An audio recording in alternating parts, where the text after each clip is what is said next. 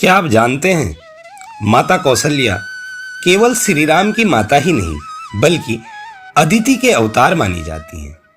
और क्या जानते हैं, उनके पुनर्जन्म में वे मनु की पत्नी शतरूपा थी।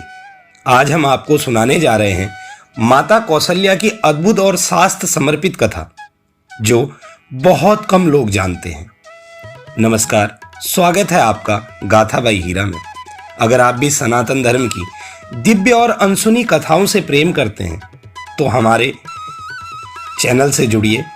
चलिए अब बढ़ते हैं उस कथा की ओर जो हमें माता कौशल्या के दिव्य स्वरूप का रहस्य बताती है। श्री राम की माता कौशल्या अदिति अवतार मानी जाती है एवं पूर्व जन्म में स्वयंभू मनु की पत्नी शतरूपा थी। भगवान श्री राम की कथा में माता केकई का वर्णन कई बार आता है। सभी जानते हैं वह केकई देश के राजा अश्वपति और सुबलक्षणा की कन्या थी। यह वर्णन भी मिलता है कि राजा अश्वपति घोड़ों के देवता थे, लेकिन माता कौशल्या के माता पिता यानी भगवान श्री राम के नैनिहाल के बारे में कुछ खास वर्णन नहीं मिलता, जबकि माता कौशल्या अदिति अवतार मानी जाती है। माता कौशल्या को मातृत्व की जीवंत प्रतिमा और दया, माया, ममता की मंदाकिनी तथा तप, त्याग एवं बलिदान की प्रतिमूर्ति कहा जाता है। माता कौशल्या के माता पिता तथा प्रभु श्री राम के नाना नानी कौन थे? भगवान श्री राम की माता कौशल्या कौशल प्रदेश की राजकुमारी थी। माता केकई की तरह माता कौशल्या का नाम भी उनके प्रदेश पर आधारित था। उनके पिता का नाम सुकौशल और माता का नाम अमृत प्रभा था। कौशल प्रदेश कहाँ स्थित है, इस बारे में इतिहासकारों एवं विद्वानों में अलग अलग वर्णन किया है। कुछ लोग इसे वर्तमान छत्तीसगढ़ मानते हैं तो कुछ इतिहासकार उत्तर प्रदेश के गोरखपुर का क्षेत्र। एक ग्रंथ में दक्षिण भारत उड़ीसा का भी जिक्र है, लेकिन एक चीज समान है, वह यह कि कौशल प्रदेश एक स्वतंत्र, आत्मनिर्भर एवं स्वाभिमानी देश था। माता कौशल्या के पिता का नाम सुकौशल था, जो महाकौशल राज्य के राजा थे। यह क्षेत्र वर्तमान में मध्य प्रदेश और छत्तीसगढ़ में पाया जाता है।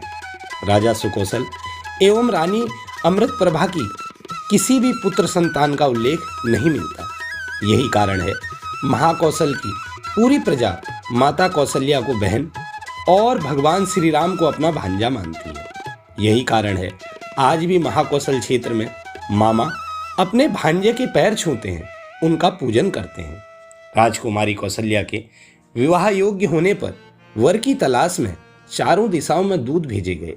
उसी समय अयोध्या के राजा दशरथ ने साम्राज्य विस्तार अभियान के तहत कुछ स्थल से राजा सुकौशल को मैत्री या शुद्ध युद्ध का संदेश भेजा। राजा सुकौशल को भ्रम हो गया कि अयोध्या के राजा दशरथ उनके राज्य को अपने अधीन करना चाहते हैं। स्वाभिमानी एवं स्वतंत्रता प्रिय होने के कारण उन्होंने युद्ध का विकल्प चुना। दोनों के बीच घोर युद्ध हुआ। अंततः राजा सुकौशल पराजित हो गए।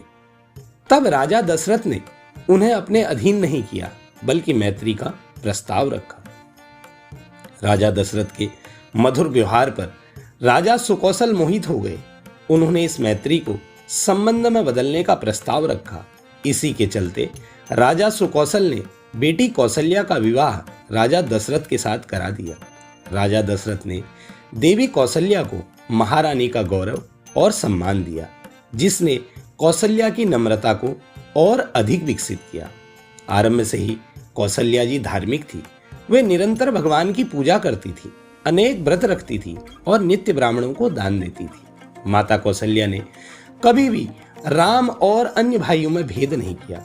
पुराणों में कश्यप और अदिति को दशरथ और कौशल्या के रूप में अवतार भी माना गया है। पुराणों में कहा गया है, प्राचीन काल में मनु और शतरूपा ने वृद्धावस्था आने पर घोर तपस्या की।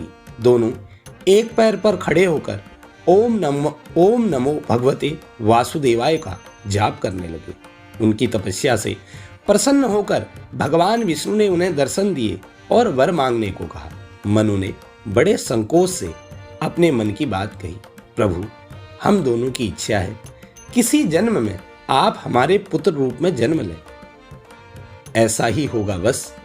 भगवान ने उन्हें आशीर्वाद दिया और कहा, त्रेता युग में मेरा 7वां अवतार राम के रूप में होगा। त्रेता युग में तुम अयोध्या के राजा दशरथ के रूप में जन्म लोगे और तुम्हारी पत्नी शत्रुपा तुम्हारी पटरानी कौशल्या होगी। तब मैं दुष्ट रावण का संहार करने माता कौशल्या के गर्भ से जन्म लूंगा। कालांतर में मनु और शत्रुपा ने दशरथ और कौशल्या के रूप में जन्म लिया और प्रभु श्री राम के माता पिता बनने का सौभाग्य प्राप्त किया। जय श्री राम। हर हर महादेव।